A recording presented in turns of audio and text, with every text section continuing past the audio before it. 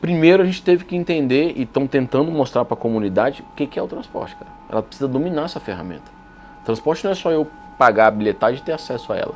Aqueles que não têm dinheiro para entrar no transporte também são impactados por ele, porque não conseguem acessá-lo.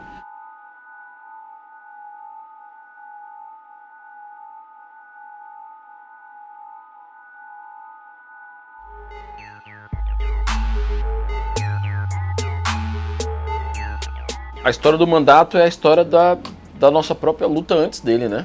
A gente já vem de movimento popular, movimento de construção social comunitária, atrelado ao movimento hip hop também, muito assim, de bairro historicamente. Então o mandato, quando a gente conquista ele há quase um ano atrás, é um reflexo de uma série de demandas que a gente traz na bagagem, né? Traz de história, tem muita coisa reprimida pra gente estar aqui. E aqui está sendo uma experiência massa, assim, cara. Acho que eu posso dizer que está sendo uma experiência boa. Primeiro que, para além da estética, acho que tem uma coisa também que é a pauta. Historicamente, essas casas nunca trataram da periferia sobre a nossa lógica, sobre o nosso olhar. Sempre trataram a periferia a partir do que eles enxergavam. De colocar meramente um assistencialismo pontual, de entregar uma política de moradia só, mas não de debater a cidade como um todo, descentralizar a riqueza, sabe? Fazer um debate sincero sobre o direito à cidade, né? Evitar a criminalização dos nossos fazeres culturais, dos nossos corpos, toda essa identidade que a gente sempre carrega o tempo todo. Então o mandato ele tem sido bem combativo, é um mandato que a gente classifica como popular, é um mandato porta aberta, a gente recebe muitos da comunidade aqui o tempo todo, né? E é isso, quando você é mandato popular porta aberta, tem de tudo, né? Então, várias demandas se chocam, mas a gente tem uma premissa muito tranquila, assim, né? Nós debruçamos no foco do transporte público, o carro-chefe nosso aqui, a gente está na presidência da Comissão de Transporte Público e Mobilidade Urbana, temos a cultura como eixo transversal desse processo todo, sobretudo a cultura hip-hop, e aí passa por um processo territorial muito forte, né, cara? E dentro da perspectiva territorial tem direito à cidade, tem educação, tem a saúde, então ele fica meio pendulando aqui porque é a demanda comum desde a tiazinha até o moleque mais novo, né? Então tem sido uma experiência muito boa, já aprovamos algumas leis aqui, apesar de estar aí nos nossos 10 meses empossados, né, praticamente, com muita tranquilidade e pé no chão de entender que aqui também não é um lugar de transformação profunda, né? É meio para essa agenda de lutas toda que a gente comentou aqui.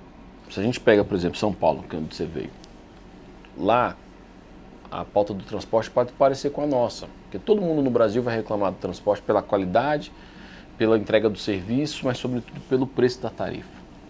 O Distrito Federal tem uma coisa diferente, porque dentro da realidade do Brasil todo, nós somos o que temos o índice de passageiro por quilômetro mais longo, cara, pela forma como a cidade se desenvolveu, e é exatamente isso que você tratou. Como a gente é plano, nós não temos morro, a periferia e o centro eles não se embolam, do ponto de vista físico e do ponto de vista visual. Você não vê as quebradas aqui, do chamado centro, chamado plano. E assim também pela lógica do transporte. Então, ou seja, a pessoa está a 40 quilômetros de distância, que para cidades com muito mais conturbação social, com muito mais adensamento populacional, é tudo próximo, né? Apesar de ser 40 quilômetros, tá ali, eu entro num bairro e saio no outro o tempo todo. A galera não, cara, ela entra num lugar e, meu irmão, ela vai passar 1h30 para chegar aqui. Dentro do mesmo ônibus, sabe? Lá no baldio, ela não faz nada, ela fica ali dentro, presa naquilo, quase uma viagem mesmo, interestadual o processo.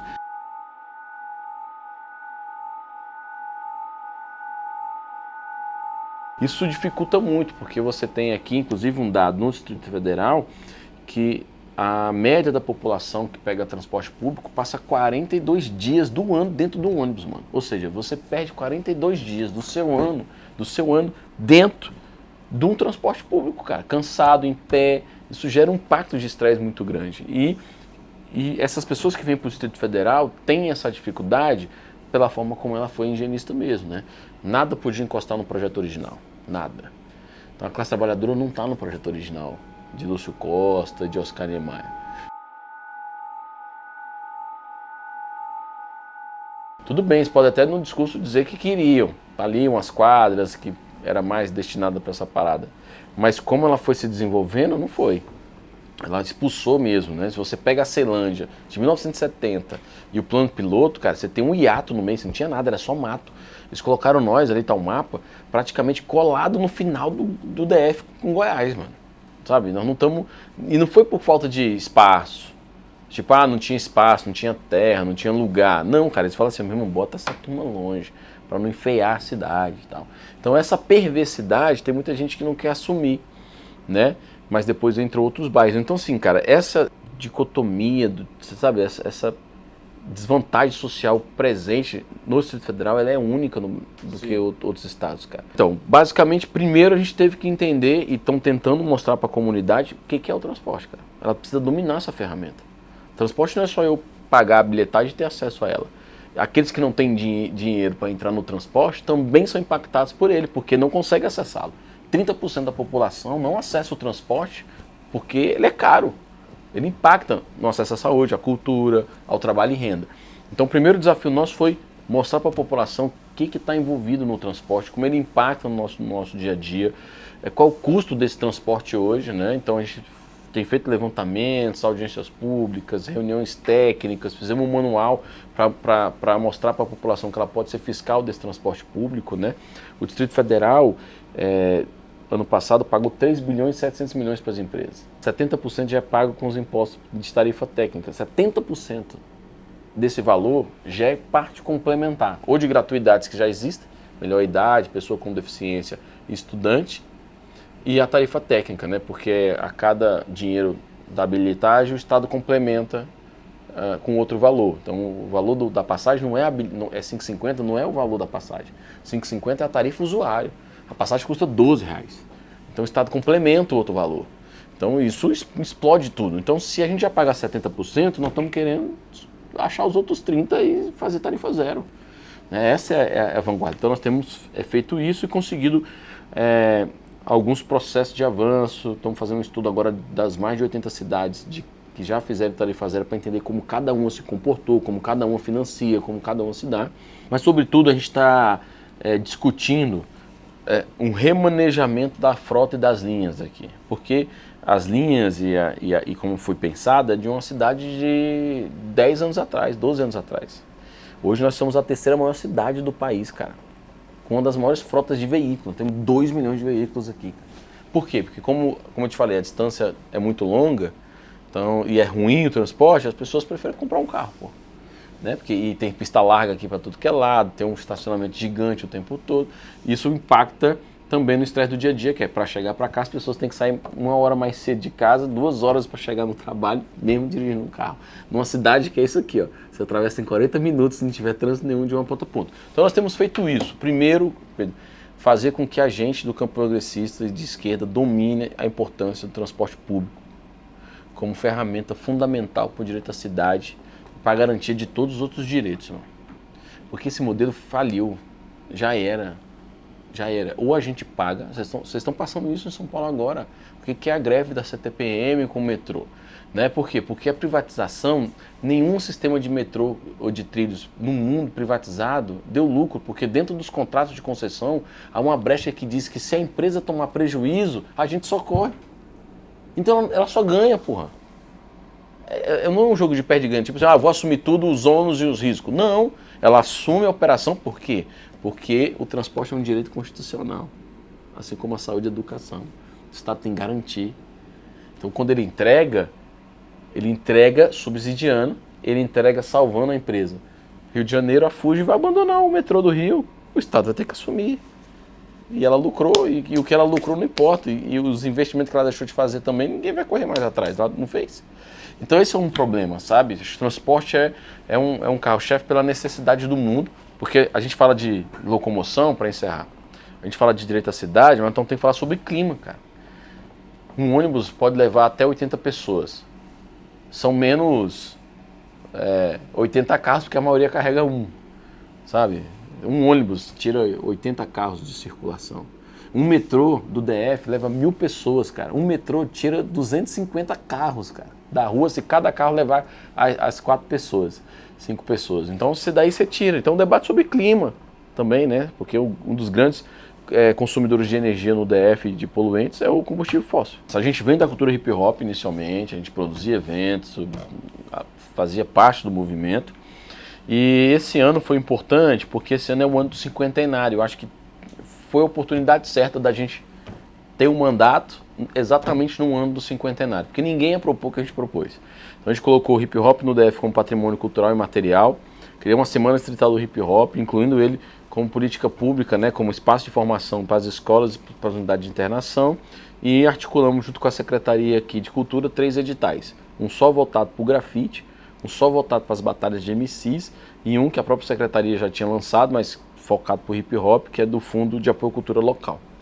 Então a gente tem feito isso, primeiro entendendo que o hip hop sofreu muito preconceito no Distrito Federal, no Brasil como um todo, mas no Distrito Federal muito. O Distrito Federal é um exportador da cultura hip hop, cara, né?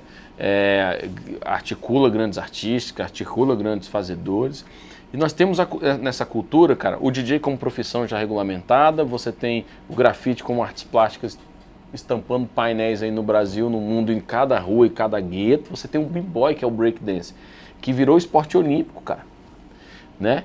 E você tem o mestre cerimônia tomando conta desse cenário todo. E as rodas de MCs é hoje um movimento no Brasil todo, e no Distrito Federal sem dúvida nenhuma, que tem colocado diariamente o hip hop em prática, né? Então, se nos Estados Unidos a década de 90 foi muito forte as rodas de rima lá, e aqui só chegou em 2003, e dali começou a impulsionar a Batalha do Real no Rio, ou seja, em 2006 é que todo mundo começa a entender que é a batalha hoje é um fenômeno, só que no TF tem 60 batalhas, mano, que acontece todo dia, acontece uma.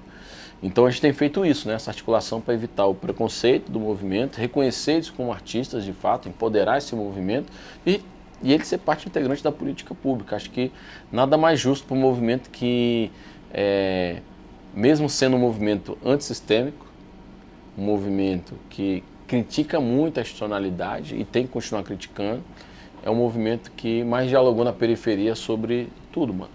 Sobre, se a gente escuta Eduardo Tadeu, se a gente escuta Gog, se a gente escuta Câmbio Negro, se a gente vai escutar Vera Verônica, se a gente vai escutar Racionais, mano, aquilo é uma aula, pô.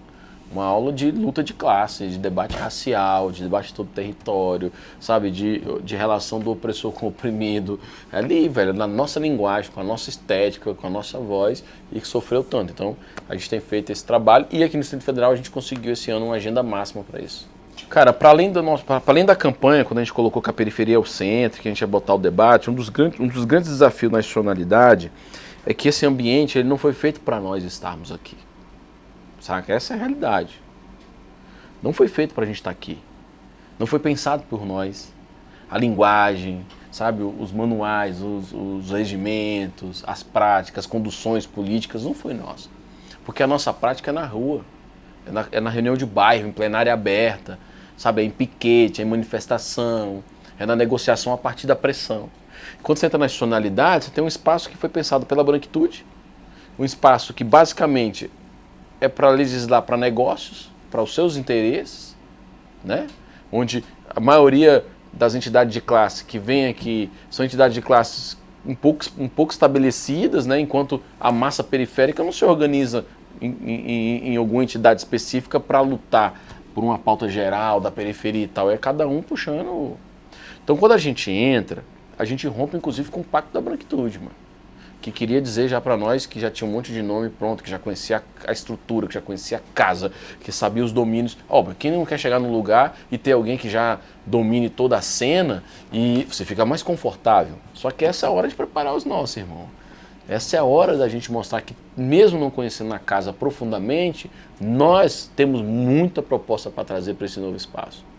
E foi isso que aconteceu. Então, nosso time é todo qualificado, cara.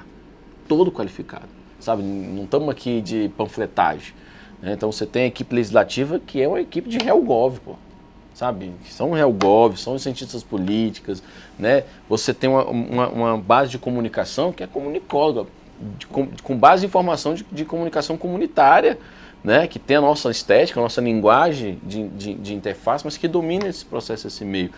Então você tem uma equipe que não teria oportunidade de estar aqui se a gente não entrasse. Por isso que tem que ter mais de nós mesmo, é Érica Hilton, é Thalíria Petroni, é Pastor Henrique, é a Dani Monteiro, é o Quilombo Periférico, sabe, é as pretas em Pernambuco, porque quando a gente chega nesse espaço, a gente traz nós pra dentro também. E aí começa a mudar tudo, mano, desde a estética, porque quem é a negritude que tá aqui nessa casa, mano, é quem serve café, porra. Mas não é só aqui, em qualquer lugar que a gente vai do poder público, pô. E quando as pessoas chegam aqui dentro e a gente que está no mandato é confundido ainda com a pessoa do café, porque aconteceu isso no início, né? Das pessoas perguntarem onde fica a Copa. Eu não sei, mano, me diz você. Por que eu tenho que saber onde fica a Copa, né? Como assim? Pô, você com certeza é a pessoa da Copa, né? Você, apesar, a gente sempre fala que, bem, a gente pode até tirar o boné que tenta amenizar, mas a gente faz questão de usar o boné, da gente chegar nos lugares, o deputado tá aí, a pessoa fala, cadê ele? Eu tô na frente da pessoa, tipo, aí até que a pessoa se dá conta que é nós, porque alguém avisa, a pessoa fica constrangida e fala assim, desculpa, é porque ele tava de boné, eu não reconheci. Tipo, não, mano, só usa o boné, pai. Você não me conhece, mas não tem problema, sabe? Não estamos aqui para fazer carteirada, para ser arrogante, nós estamos aqui para fazer você aprender que mudou, mano, e que nós chegamos, entendeu? E que você vai ter que sentar numa mesa e vai ter que escutar a gente numa mesa de igual, né? Que você vai ter equipe de reunião de equipe legislativa e as únicas pretas é nós, porra, na mesa, trocando de igual com quem historicamente acha que estava e que foi feito para cá. Então acho que isso tem sido um desafio, viu? Porque apesar disso ser bonito, apesar disso ser uma ruptura, essa galera não gosta. Então eles fazem de tudo para não estar, fazem de tudo para isso não se repetir. E a gente não quer ser aqui os únicos. Acho que a maior vantagem e oportunidade que a gente tem é de um dia a gente entrar aqui e não sermos de novo a minoria, mesmo sendo a maioria, né? A gente entrar aqui e falar, não, mano, todo mundo aqui é igual a gente e aquela história mudou. Agora os contrários, né?